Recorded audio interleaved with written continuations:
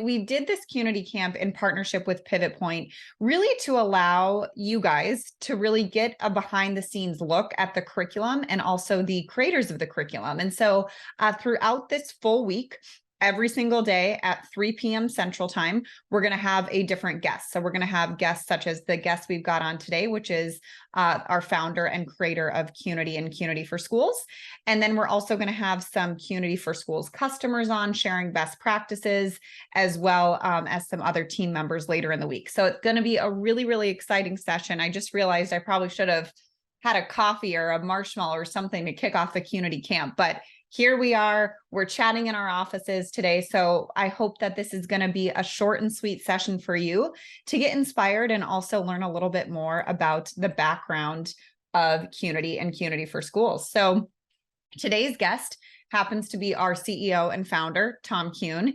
And Tom has a quite an interesting background. And I was thinking about how to kind of best introduce you to his background. But Tom started off as a CPA. So he started off in the financial sector. Hi, Tom. Hello. Nice to see you. Nice seeing you too, yes. Yes. So Tom started off in the financial sector, then became co-owner of a large multi-location salon, then had various other positions in the professional space. So you were a CFO, you were a CEO temporarily of a large beauty brand, and then you created Kuhn. And really the intention behind Kuhn, without speaking for you, and I know, is to really make the language of money and finance simple and visual and approachable for non-accountant type learners, right? We're working in a visual industry. And so anything else, that you want to share about your background that you think would be relevant to this group before we get into our questions? Well, when it comes, greetings and thank you for having me, and for all of you listening, either live or recorded. I'm thrilled to be part of this conversation and part of this forum here. And for me, I think that what I learned coming into the beauty industry, working with creative, more right-brained professionals, is that the best way to teach money-related skills and knowledge is not through spreadsheets. The biggest fan of a spreadsheet is the creator of that particular spreadsheet. And so I think I've really been propelled by a vision to meet the learner where they're at. And most of the learners that we work with really are looking for a way to have money skills to match their art and heart. So it's really fueled me and my passion, because I really think it's an underserved market. Those in creative fields, to be able to really teach them the skills they need to not only survive, but thrive in the upcoming future. Yeah, I mean, I'll never forget when I first got involved with Kuhn. At that time, we were doing quite a bit of live workshops, and primarily those that were attending were pretty sophisticated salon and spa owners at that time. And I'll never forget, one woman, she had 3 locations salon, and she was really struggling with her own financial literacy, despite the fact that she was a hairdresser. She became a salon owner, opened multi-locations, and she threw her workbook down and she goes, why didn't someone tell me it could be this simple longer ago? Why didn't anyone tell me it could be this simple? And I think that's really what your skill set has brought to the table, is making the complicated topics simple and visual and approachable. And so before I kind of go into the next question, you're obviously on the professional side, and that's really where you started. And so in your opinion right now, when you talk about helping learners survive and thrive and have a prosperous future in their craft of choice, what are some of the greatest challenges that you see facing the industry right now? Well, I think that there is the lack of actionable data really impacts all of us in ways that we may not imagine. Without data, people put themselves in a position to either adhere to or make up stories. And there's been a lot of stories that has been told about a career in beauty. And most of those stories many of them, frankly, are not favorable. The word shame comes up quite a bit. And being part of the industry as long as I have, and having studied beauty industry compensation and the economics of beauty for over 30 years, it just really causes me pause to say, wait a minute now. people are making decisions to either enter or leave this field based upon stories, not data.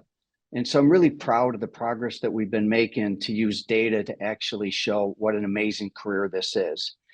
And, to me, it's a matter of economic empowerment. I think that individuals that are making a choice either to enter a field or stay in a field should be empowered to make good choices. And if they're making choices based upon flawed data or data that's skewed or doesn't tell the full story, I think what it does is it's a big shame for those that want to enter a career that is as prosperous as this one. And, the other thing, I'll marry that with Aaron, not just data, but also financial education. And understanding that our data just overwhelmingly shows that individuals are entering school without any financial education. It's just not part of our high school education, any of our education. And it puts an extreme disadvantage. And something else, Aaron, that really propelled me in terms of my career was just an understanding just about math and where math sits with most people. And, early on, I started to see this data come out about, percentage of people that are fear math. And I think it's 2/3 of the population. You add fear of money, you just have this huge form of anxiety around money and math that a lot of it's unfounded. If you can break it apart and bring a digestible education to an audience, especially an audience that you're communicating in a way that they understand, which is visual, it's simple, it's approachable. So I think that actionable data, financial literacy are really important to the future of the industry. Amazing.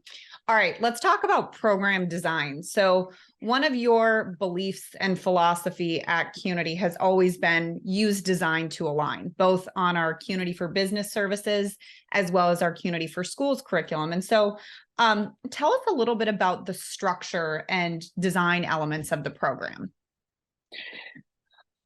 When you approach creating a curriculum or you approach creating a program like that, we approach it with a lot of things in mind. And design is a very key element. And I mean design, specifically graphic design, but also design of the modules and how they fit all together. And I early on in the days of Qnity, we always were marrying the word simple and visual, simple and visual, simple and visual. And simple and visual was a very important part of the program design of this curriculum, as well as the number of modules. We wanted to make sure that our program was comprehensive and that it covered all of the key areas that really were important from a financial learning standpoint, without making it overwhelming. So we ultimately landed on eight modules. Each of them covers a very critical aspect of money. They're really designed based upon our grid-based learning.